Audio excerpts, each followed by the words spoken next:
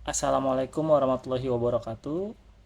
Selamat pagi, siang, atau malam untuk teman-teman sekalian.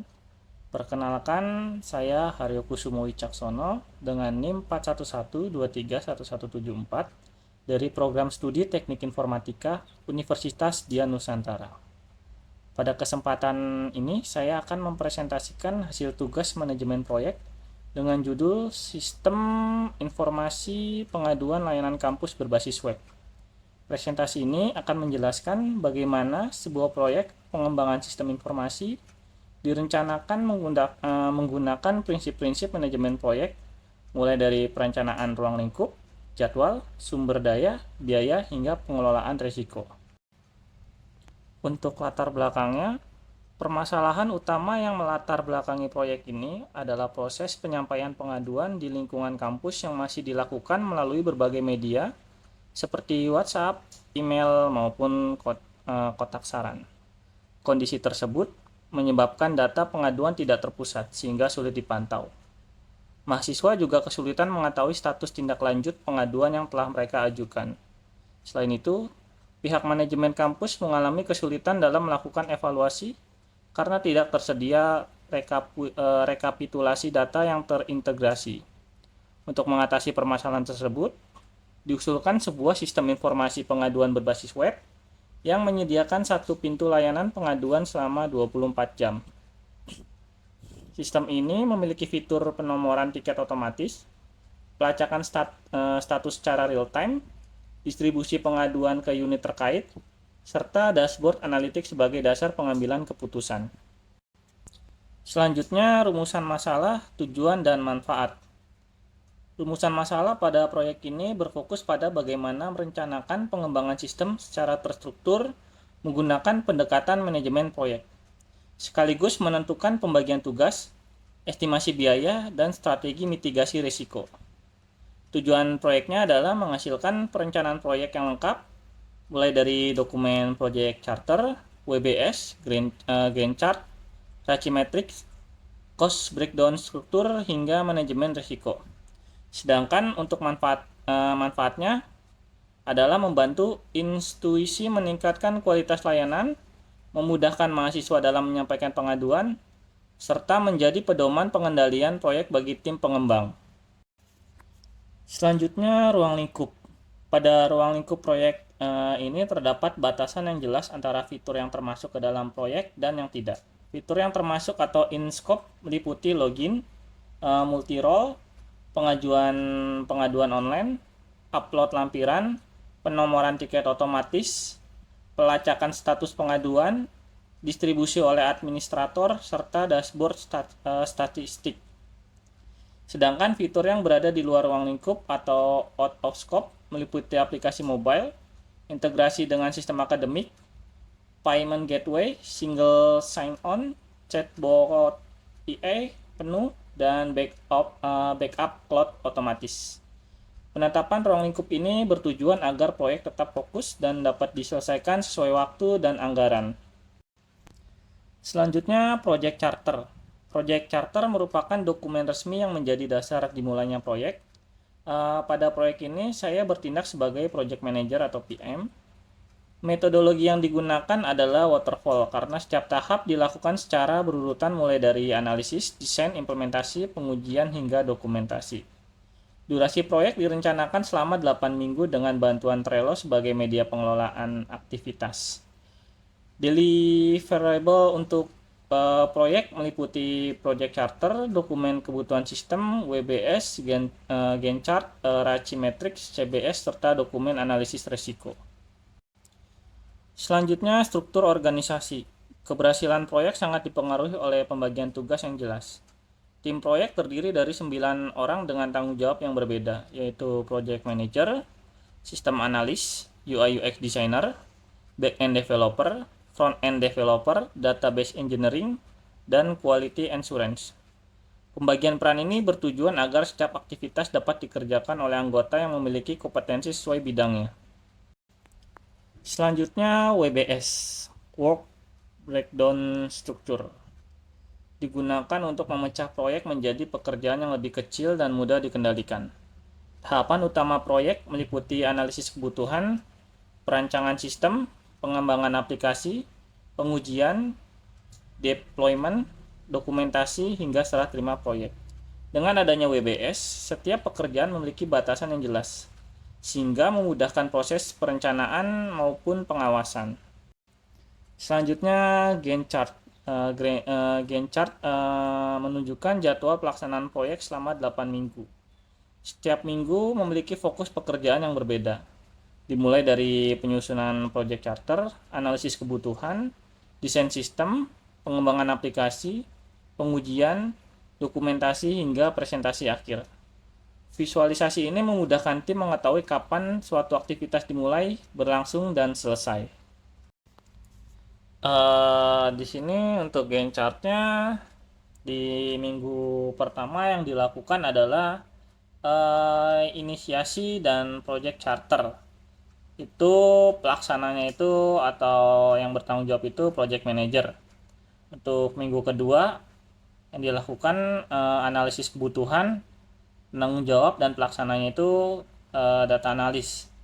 Untuk yang minggu ketiga, penyusunan WBS dan jadwal. Untuk penanggung jawab dan pelaksananya itu project manager beserta analis. Untuk minggu keempat, desain UI UX dan basis data. Itu untuk pelaksana dan penanggung jawabnya itu UI UX designer dan database engineer. Untuk minggu kelima, pengembangan dashboard. Itu penanggung jawab dan pelaksana tugasnya itu back end serta front end developer. Untuk minggu keenam itu ada pengembangan laporan dan integrasi. Untuk pelaksana tugas dan penanggung jawabnya itu back end developer serta front end developer. Minggu ketujuh itu pengujian sistem dan deployment. Untuk pelaksana tugas dan penanggung jawabnya itu QA serta tim dari developer. Untuk minggu ke-8 itu ada dokumentasi dan final report. Itu untuk pelaksana tugas dan penanggung jawabnya itu ada PM dan analis. Dan minggu ke-8 juga itu ada presentasi akhir proyek. Untuk pelaksana tugas dan penanggung jawabnya itu PM serta sponsor. Selanjutnya, resource planning. Proyek ini membutuhkan 3 jenis sumber daya, yaitu sumber daya manusia, perangkat keras, dan perangkat lunak. Dari sisi SDM terdiri atas project manager, analis, UI designer, developer, database engineer, dan QA. Perangkat keras yang digunakan berupa laptop pengembang, server pengujian, serta koneksi internet. Sedangkan perangkat lunak meliputi Visual Studio Code, XAMPP, MySQL, Node.js, GitHub, Trello, Figma, Drawio, dan Microsoft Office. Selanjutnya, Rechi Matrix. Rechi Matrix digunakan untuk menjelaskan pembagian tanggung jawab setiap aktivitas proyek. R berarti responsible atau pelaksana tugas. A berarti accountable yaitu penanggung jawab akhir. C berarti consultant atau pihak yang memberikan masukan. Sedangkan I berarti informed yaitu pihak yang hanya menerima informasi. Dengan adanya Rechi Matrix, setiap anggota memahami perannya sehingga mengurangi resiko tumpang tindih pekerjaannya. Selanjutnya, cost breakdown struktur. Estimasi biaya proyek disusun menggunakan cost breakdown struktur. Total anggaran proyek sebesar sekitar Rp21.050.000. Biaya terbesar berada pada tahap pengembangan sistem, karena proses implementasi merupakan aktivitas yang paling kompleks. Dengan pembagian biaya secara rinci, pengeluaran proyek dapat dipantau sehingga mengurangi risiko terjadinya pembengkakan anggaran. Selanjutnya, Trello Board. Trello digunakan sebagai alat manajemen proyek berbasis Kanban. Setiap aktivitas dikelompokkan ke dalam beberapa kolom yaitu backlog, to do, in progress, review, dan done. Melalui visualisasi ini, seluruh anggota tim dapat memantau perkembangan proyek secara real time. Selanjutnya, fitur Trello. Fitur utama Trello yang dimanfaatkan meliputi board sebagai ruang kerja utama, list untuk mengelompokkan aktivitas, card sebagai representasi step tugas, checklist untuk membagi pekerjaan menjadi beberapa subtugas, label dan due date sebagai penanda prioritas, serta attachment untuk menyimpan dokumen proyek. Selanjutnya, identifikasi resiko. Dalam proyek ini telah diidentifikasi beberapa resiko yang mungkin terjadi. Contohnya adalah perubahan kebutuhan pengguna, keterlambatan jadwal, kesalahan analisis kebutuhan, miskomunikasi tim, bug program, kegagalan integrasi sistem, hingga gangguan koneksi internet. Setiap resiko dianalisis berdasarkan penyebab dan dampaknya terhadap proyek. Selanjutnya, matriks resiko. Setelah risiko diidentifikasi, langkah berikutnya adalah memetakan risiko berdasarkan probabilitas dan dampaknya. Risiko dengan prioritas tertinggi adalah perubahan kebutuhan pengguna, keterlambatan jadwal, kesalahan analisis, bug sistem, dan kegagalan integrasi. Risiko-risiko tersebut menjadi fokus utama selama pelaksanaan proyek. Selanjutnya, mitigasi risiko. Untuk mengurangi dampak risiko, disusun beberapa strategi mitigasi. Sebagai contoh, perubahan kebutuhan diantisipasi melalui validasi kebutuhan sejak awal. Keterlambatan jadwal dipantau menggunakan Trello dan Gantt chart. Bug system diminimalkan melalui pengujian bertahap dan kode review. Sedangkan kegagalan integrasi diatasi dengan integrasi modul secara bertahap menggunakan Git. Selanjutnya, monitoring proyek. Pada tahap ini, saya menjelaskan bagaimana proses monitoring proyek dilakukan agar seluruh aktivitas tetap berjalan sesuai rencana. Monitoring dilakukan berdasarkan 4 indikator utama, yaitu kesesuaian jadwal terhadap Gantt chart, penyelesaian tugas berdasarkan WBS, kepatuhan terhadap pembagian tanggung jawab pada rasi matriks, serta perkembangan pekerjaan yang dipantau melalui Trello board. Pemantauan dilakukan setiap hari melalui pembaruan progres di Trello dan setiap minggu melalui rapat evaluasi bersama tim. Apabila terjadi penyimpangan jadwal lebih dari 10%, project manager akan segera melakukan analisis penyebabnya. Selanjutnya dilakukan tindakan korektif seperti penyesuaian pembagian tugas atau penjadwalan ulang agar seluruh deliverable-nya tetap selesai tepat waktu dan sesuai standar kualitas yang telah ditetapkan. Oke, selanjutnya laporan status. Slide ini menampilkan hasil monitoring proyek berdasarkan milestone. Pada minggu keempat, progres proyek telah mencapai sekitar 50% dan masih berada pada kondisi on track. Aktivitas yang telah selesai meliputi kick-off meeting, penyusunan project charter, analisis kebutuhan fungsional dan non-fungsional, perancangan database, serta desain awal antarmuka menggunakan Figma. Kendala yang muncul adalah adanya revisi tampilan antarmuka dan penyesuaian struktur query database. Kendala tersebut diselesaikan melalui koordinasi antar UI designer dan database designer sebelum proses pengembangan dimulai. Kemudian, pada minggu ke-6, progres meningkat menjadi sekitar 75% dan tetap berada pada jalur yang direncanakan. Modul utama seperti login, pengajuan, dashboard admin, verifikasi, dan distribusi aduan telah selesai dikembangkan.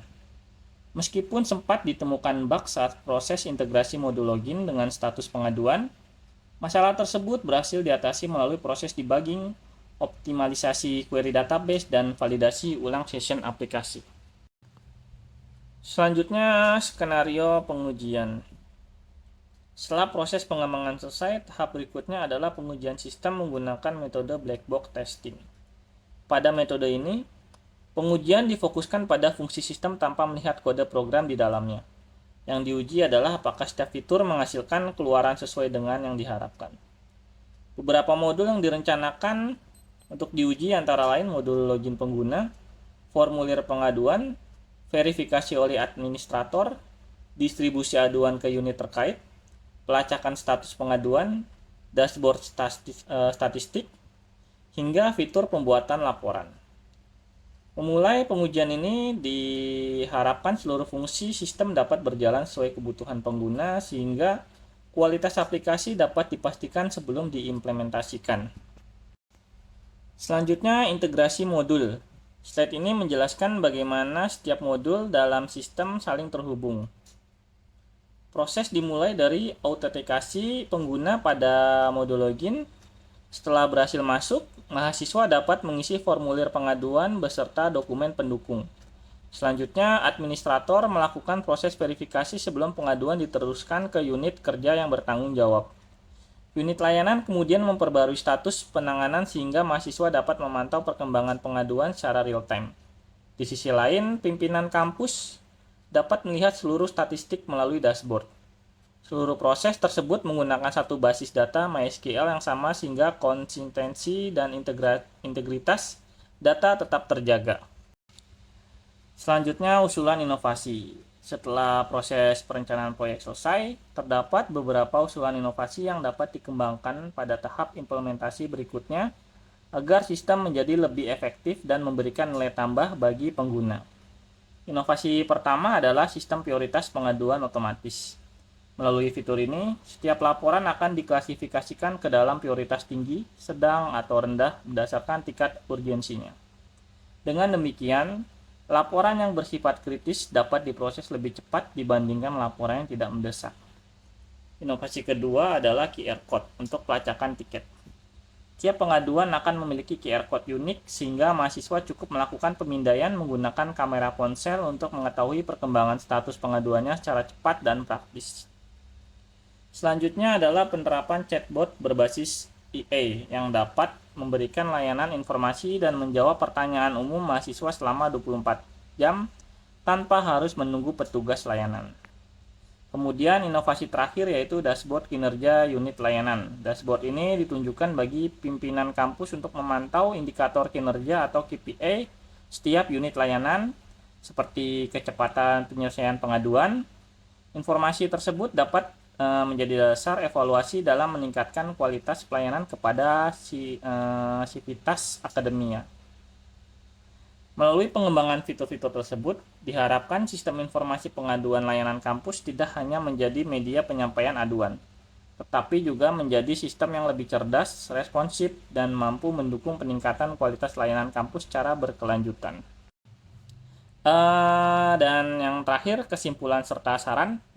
Sebagai penutup, dapat disimpulkan bahwa penerapan manajemen proyek memberikan pedoman yang jelas dalam proses pengembangan sistem informasi pengaduan layanan kampus.